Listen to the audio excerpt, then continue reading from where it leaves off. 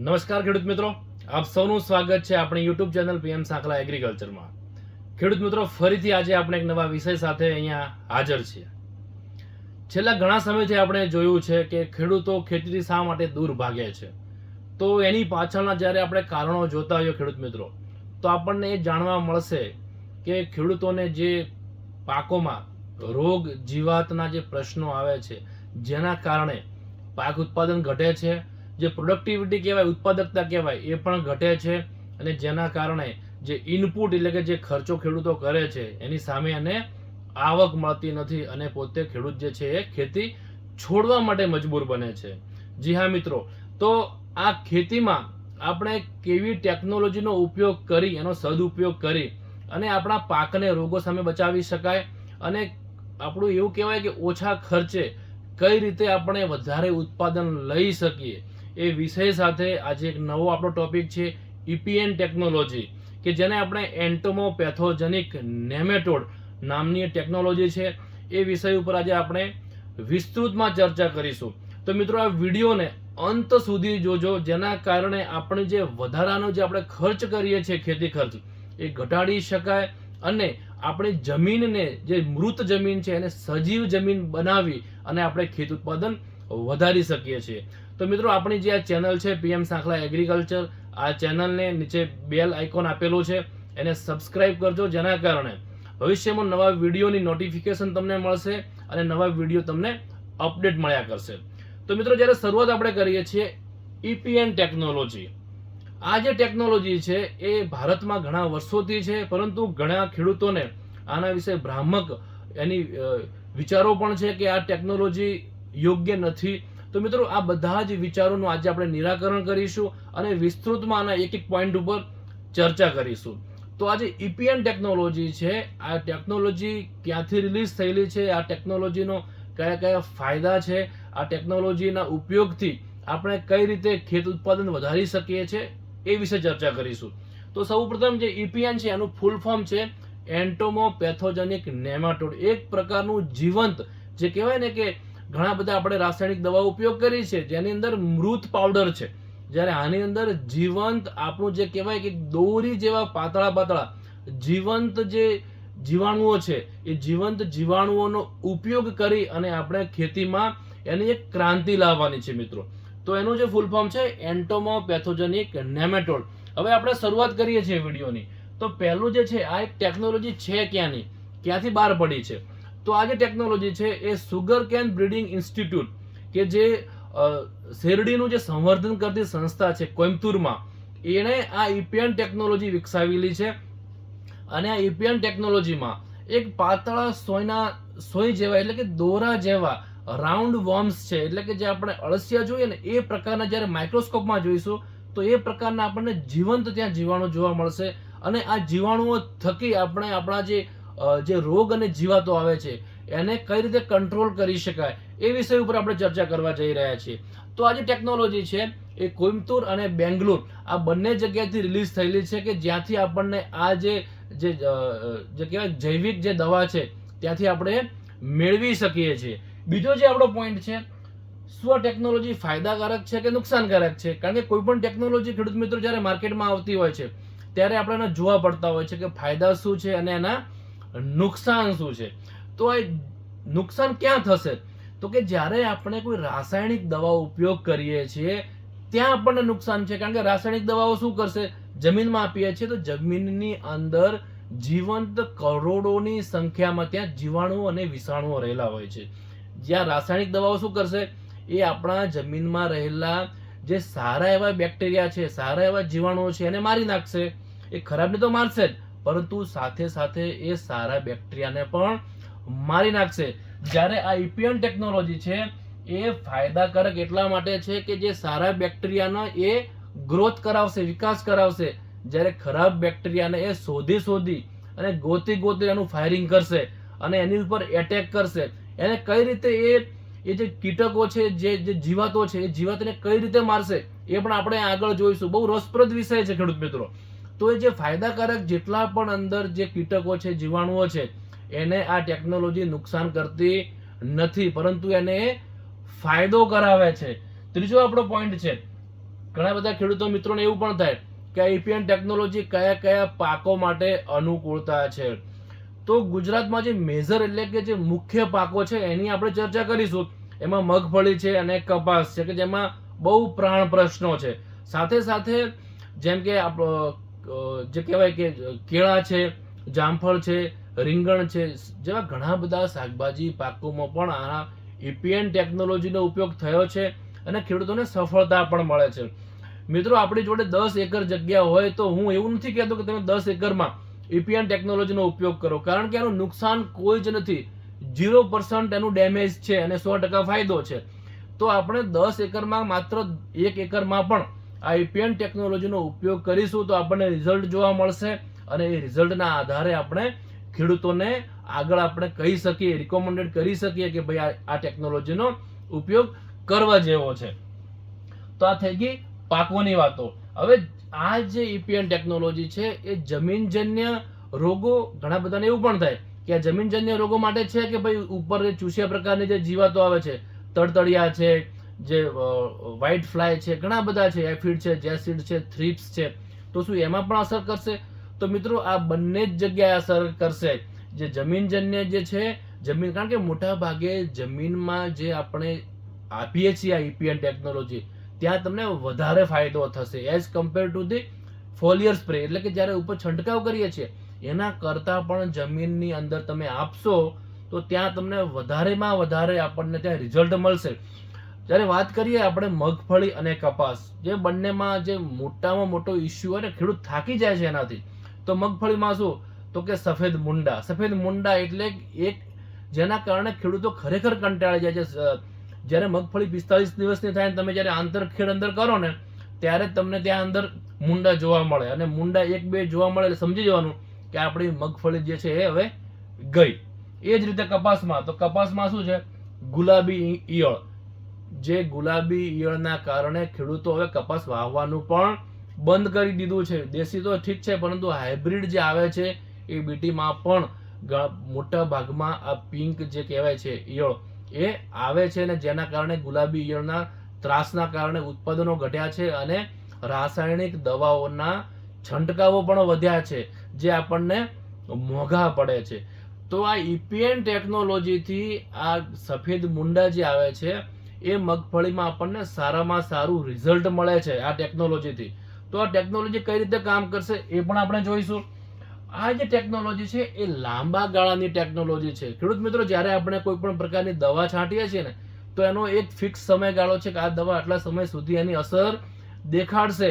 જ્યારે ઈપીએનમાં તો જે છે એ જીવંત નાના જીવાણુઓ છે કે જેને ખોરાક યોગ્ય મળશે તો એ શું કરશે, એનું મલ્ટિપ્લિકેશન કરશે, વિસ્તરણ થશે, લાખમાંથી કરોડો બનશે, કરોડોમાંથી અબજોની સંખ્યામાં બનશે. તો જમીનની અંદર આવા સૈનિકો હશે તો કોઈની તાકાત નથી કે ત્યાં એટેક કરી શકે અને જે ખરાબ બેક્ટેરિયાઓ, ખરાબ જીવાણુઓ હશે એને ત્યાં એ મારી નાખશે.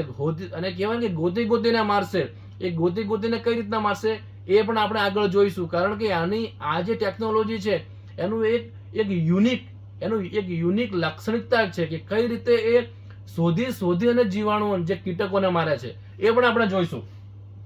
જ્યારે વાત કરીએ ને રાસાયણિક દવાઓ, તો રાસાયણિક દવામાં અલગ અલગ પ્રકારો છે. ભાઈ સિસ્ટમેટિક છે, તો કે જ્યારે કોઈ કીટક છે, જીવાણુ છે એના પેટમાં જશે, સિસ્ટમમાં જશે ત્યારે મરશે, તો સિસ્ટમેટિક થઈ ગઈ. અમુક કોન્ટેક્ટમાં આવશે, તો કે ભાઈ આ દવાના કોન્ટેક્ટમાં આવશે ત્યારે એનો ખેલ પૂરો થશે. અમુક ફ્યુમિગેશન વાળી છે કે બહુ અંદર ફ્યુમ્સ થશે ત્યારે એ મરશે. તો આ રાસાયણિક દવાઓમાં અલગ અલગ પ્રકારો હશે તો જ આવા જીવાણુઓ કે કીટકો મરશે. પરંતુ આ એક એવી ટેકનોલોજી છે કે એ કોન્ટેક્ટમાં તો ઠીક છે, પરંતુ એ જે પણ કીટક હશે, જે જીવાણુ હશે જમીનની અંદર રહેલા એની જોડે જ હશે. જેમ કે સફેદ મુંડા છે તો સફેદ મુંડાને પકડશે અને સફેદ મુંડાને પકડીને પછી એનો ખાત્મો કરશે. તમે વિચાર કરો કે આવા લાઈવ જો આપણે જે કહેવાય લાઈવ વસ્તુ આપણે મૂકીએ છીએ, સૈનિકો મૂકીએ છીએ, તો આપણે તો રાત્રે ઊંઘી જઈશું, પરંતુ એ રાત્રે પણ કામ કરતા હશે. એટલે આ ટેકનોલોજી થકી આપણે કઈ રીતે ખેતીમાં ક્રાંતિ લાવી શકીએ એ પણ આપણે વિચારવું રહ્યું. ઈપીએન નું જે છે આ નેમેટોડનો ખોરાક શું, બધાને એવું થાય ખોરાક શું.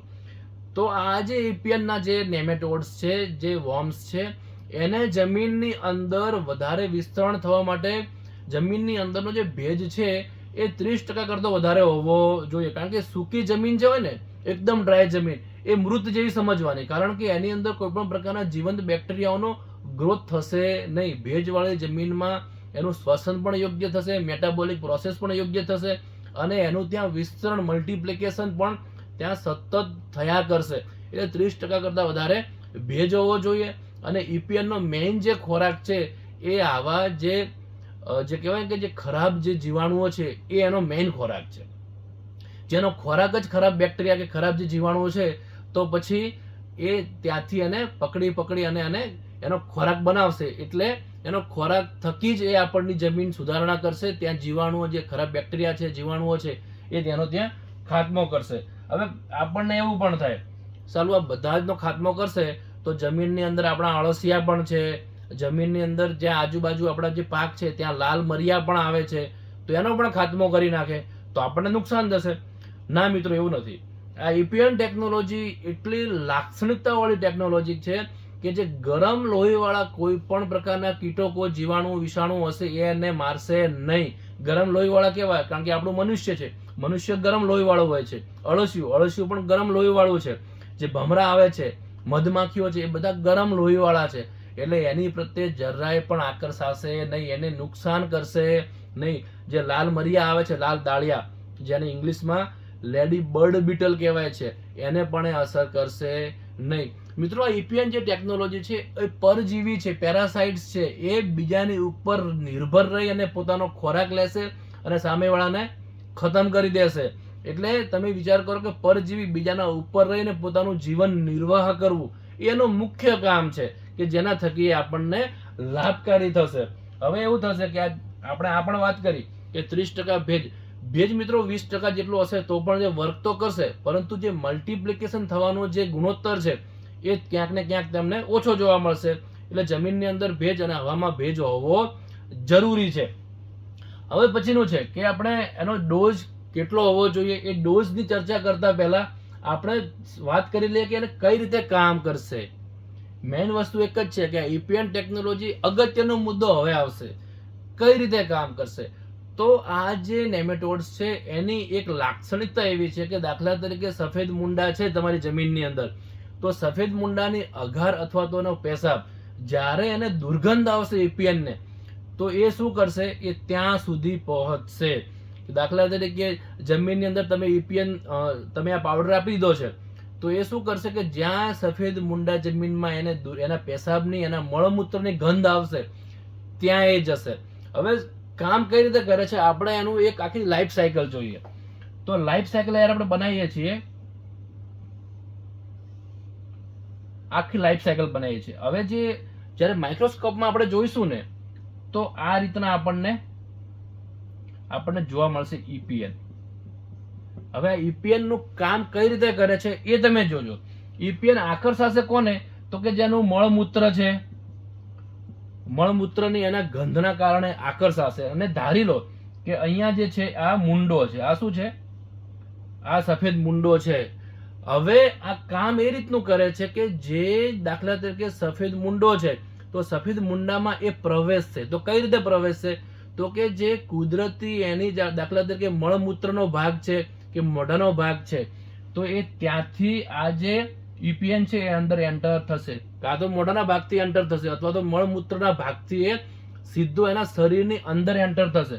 હવે જ્યારે શરીરની અંદર એક વખતનું એન્ટર થઈ ગયું પછી એ શું કામ કરશે, તો દાખલા તરીકે મુંડો છે, હવે મુંડાના શરીરમાં એન્ટર થાય છે, એન્ટર થઈને પહેલા તો એનું મલ્ટિપ્લિકેશન ચાલુ કરશે, એટલે એની સંખ્યા વધારશે, અને સંખ્યા વધારી અને પોતે એવા બેક્ટેરિયા રિલીઝ કરશે કે જે મુંડાને અંદરથી પૂર્ણ કરશે. કેટલા સુધી એનો ખાત્મો કરશે, કે જ્યાં સુધી એ મુંડો જે છે આખો ડ્રાય ના થાય, એટલે સુકાઈ ન જાય.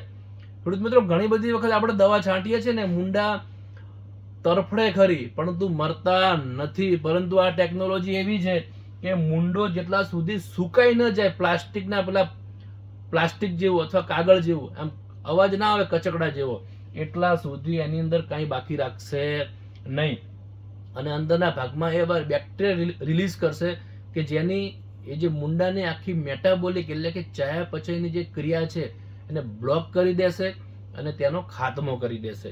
એટલે અહીંયા પછી શું થશે કે આની અંદરના ભાગમાં આપણા EPN ના જે નેમેટોડ્સ છે એ લાખોની સંખ્યામાં બની જશે, કારણ કે એને ભોજન મળી ગયું છે, પરજીવી છે. એટલે આ EPN શું કરશે, આ મુંડાની ઉપર આનું આખું જીવન નિર્વાહ કરશે. અહીંથી કામ પૂરું થઈ ગયું એટલે અહીં એન્ટર થશે 1 કે 2, નીકળશે કેટલા, લાખોની સંખ્યામાં. ફરીથી આ જે આપણે કહેવાય ભૂખ્યા શેર છે એ ફરીથી કોની શોધમાં નીકળશે, ફરીથી કોઈ સફેદ મુંડા હશે તો ત્યાં એ ફરીથી એની શોધમાં નીકળશે. ક્યાંક એની મળમૂત્રની ગંધ આવશે એટલે ફરીથી અહીંયા નીકળશે. અને કોઈ પણ પ્રકારના, આ વાત માત્ર સફેદ મુંડાની નથી, જમીનની અંદર રહેલા જેટલા પણ નુકસાનકારક જે જીવાતો છે એની અંદર જઈ અને એનો ખાત્મો કરશે, એને સંપૂર્ણ રીતે એને સૂકવી નાખશે, એને મારી નાખશે. પરંતુ પહેલા પણ કીધું એમ કે જમીનની અંદર ભેજ હોવો જરૂરી છે. હવે આપણને એવું થાય કે આની અંદર પેકેટ કેટલા પ્રમાણમાં આવે છે, તો મિત્રો આનું 1 કિલોગ્રામના પેકેટ પણ આવે છે. ઘણી બધી કંપનીઓ પણ એને બનાવીને આપતા હોય છે. તો 1 કિલોગ્રામ પેકેટ એટલે 1 કિલોગ્રામ 1 એકરમાં આપણે આનો ઉપયોગ કરી શકીએ છીએ. તમને એમ થાય કે પેકેટનો ઉપયોગ 1 કિલોગ્રામ કઈ રીતે કરી શકાય, તો ડ્રીપમાં પણ કરી શકાય છે, ખુલ્લા પાણીમાં પણ આપી શકાય, અને મગફળી જેવા પાકોમાં આપણે પંપ દ્વારા પણ એની નોઝલ જે છે એ ઢીલી કરવાની છે. એટલે ટૂંકમાં આપણે જેમ પાણી રેડતા હોઈએ એ રીતે એને ડ્રેન્ચિંગ આપણે કરવાનું છે. ડ્રેન્ચિંગ કરશો તો તમને સારામાં સારું રિઝલ્ટ મળશે. તમને એવું પણ થશે કે PM સાંખલે વાત કરી, ગુલાબી ઈયળની પણ વાત કરતા હતા, ઉપર ચૂસ્યા પ્રકારની જીવાતોની પણ વાત કરતા હતા, તો આપણે આનો છંટકાવ પણ ઉપર કરી શકીએ છીએ. એક પંપની અંદર 50 ગ્રામ જેટલું EPN નાખી અને આપણે છંટકાવ કરી શકીએ છીએ. છંટકાવ કરશું તો જે પણ ચૂસ્યા પ્રકારની જીવાતો છે, તળતળિયા છે, મોલો છે, મચ્છી છે, આ બધાનો પણ કંટ્રોલ કરશે. કારણ કે આ પરજીવી છે.